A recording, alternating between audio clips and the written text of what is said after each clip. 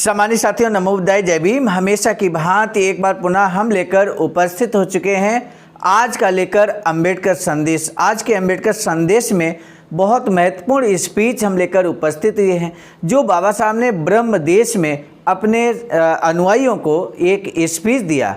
और ब्रह्म देश में यहाँ पर अंतर्राष्ट्रीय एक अधिवेशन हुआ, सम्मेलन हुआ, जिसमें 28 देशों के प्रतिनिधियों ने भाग लिया या राष्ट्र प्रमुखों ने भाग लिया। विषय था बौद्ध धर्म और उसकी सीख। इस विषय पर क्रांतिकारी भाषण होता है।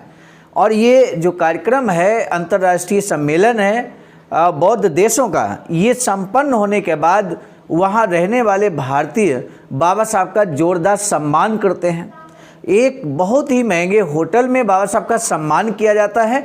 उस अवसर पर वहां उपस्थित जन समूह को बाबा साहब संबोधित करते हुए क्या कुछ कहते हैं, आज के अंबेडकर संदेश में हम आपको बताने वाले हैं। आपकी अगर दिलचस्पी इस बात में है कि बाबा साहब ने अपने समाज को दूसरे देश में जाकर वहां रहने वाले भारतीयों को संबोधित करते हुए क्या कुछ कहा, अगर आपकी दिलचस्पी है ये बात जानने में, तो आज का अंबेडकर संदेश आप अंत तक जरूर सुनेंगे, मिस नहीं करेंगे। सम्मानित साथियों, अगर आपने अभी तक हमारे चैनल को सब्सक्राइब नहीं किया है तो बेल आइकन के साथ सब्सक्राइब जरूर कर लें, क्योंकि नियमित सुबह 5 बजे अंबेडकर संदेश इसी आवाज़ का ऑफिशियल यूट्यूब चैनल पर आपको मिल जाता है। सम्मानित साथियों, आज का विषय हम सबसे पहले बताना उचित समझते हैं। आज का विषय है ब्रह्म देश में अस्पृश्यता न होने के कारण आप व्यापार और व्यवसाय में उन्नति कर पाए। ये बात भारतीयों से बाबा साहब ब्रह्म देश में कहते हैं। बार बार एक शब्द आ रहा है, ब्रह्म देश। ब्रह्म देश में बाबा साहब ने संबोधन दिया। ब्रह्म देश में अंतर्राष्ट्रीय सम्मेलन हुआ, बौद्ध देशों का 28 देशों ने प्रतिभाग किया। तो सामान्य साथियों, ये ब्रह्म देश है कौन सा देश? वर्तमान में ब्रह्म देश नाम का कोई भी देश इस दुनिया में नहीं है। तो ऐसे में जानना जरूरी है कि आखिर ब्रह्म देश किस देश का पुराना नाम है, प्राचीन नाम है।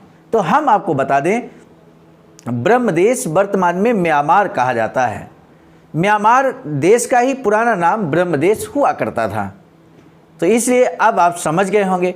अब बिना विलंब के हम आगे बढ़ते हैं। बाबा साहब डॉक्टर अंबेडकर संपूर्ण वाङ्मय खंड 40 से आज का जो स्पीच हम लेकर उपस्थित हुए हैं, पेज नंबर 364 से 365। बहुत ज़्यादा लंबा स्पीच नहीं है, इसलिए आप अंत तक जरूर सुनिए।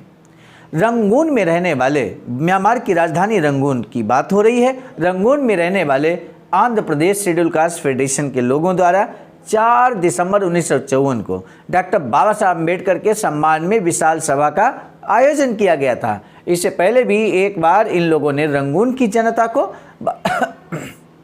बाबा साहब डॉक्टर अम्बेडकर के दर्शन का लाभ मिले, इसलिए कोशिश की थी। लेकिन उस समय डॉक्टर बाबा साहब की तबीयत ठीक ना होने के कारण उनकी कोशिश कामयाब नहीं हो पाई। लेकिन the world fellowship of Buddhist conference के समय वहाँ की जनता की प्रार्थना स्वीकार करते हुए सार्वजनिक सभा में उपस्थित होने के लिए डॉक्टर बाबा साहब ने हामी भरी। उस दिन वहाँ के सबसे बड़े और भव्य होटल में वहाँ के लोगों ने डॉक्टर बाबा साहब अम्बेडकर को टी पार्टी, चाय और जलपान दी। उस अवसर पर व्यापार व्यवसाय के कारण वहाँ स्थायी रूप से बसे 500 प्रतिष्ठा प्राप्त भारतीय नागरिक भी उपस्थित थे। डॉक्टर बाबा साहब अम्बेडकर का होटल में प्रवेश होते ही इन सभी नागरिकों ने खड़े होकर तालियों की गूंज के साथ स्वागत किया। आप बस इमेजिन कीजिए आखिर वो शानदार स्वागत का कैसा पल रहा होगा। ये निश्चित रूप से आप इमेजिन कर सकते हैं। जलपान के बाद डॉक्टर बाबा साहब अम्बेडकर ने सबको संबोधित कर केवल 15 मिनट का भाषण दिया। उन्होंने कहा, यहाँ आप सभी भारतीय लोग एक दूसरे के साथ प्रेम और संगठन की भावना से पेश आते हैं। ये देखकर मुझे संतोष हुआ। अपने देश में ऐसा दृश्य देखने को नहीं मिलता। ब्रह्म देश का उदाहरण अपनी आंखों के सामने रखा तो आपके अभ्युदय में देर नहीं लगेगी, अर्थात आपकी प्रगति में देर नहीं लगेगी।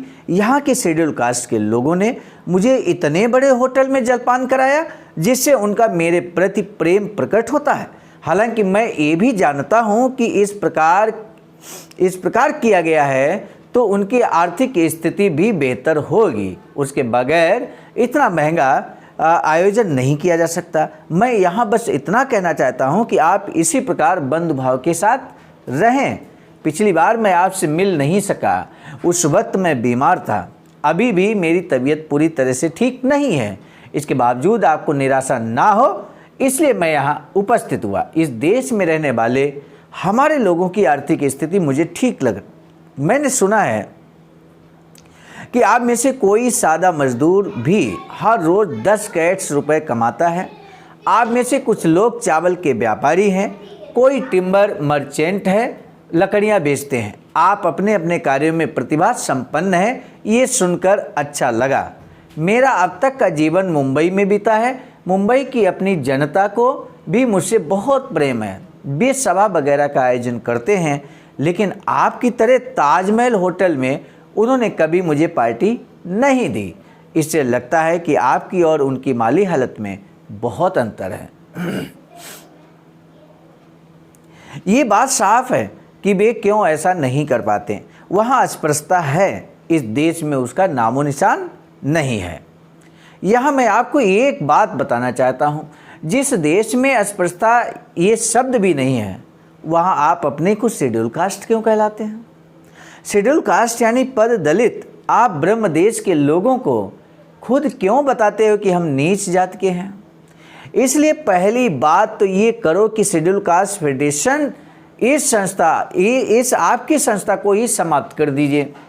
आप अगर अपना संगठन चाहते हो तो मैं आपको नया नाम सुझा दूंगा, लेकिन खुद को शेड्यूल कास्ट ना कहलाइए। आप जैसा व्यवहार अगर भारत की सरकार हमारे साथ करे तो मैं भी भारत में शेड्यूल कास्ट फेडरेशन इस संस्था को बंद ही कर दूंगा।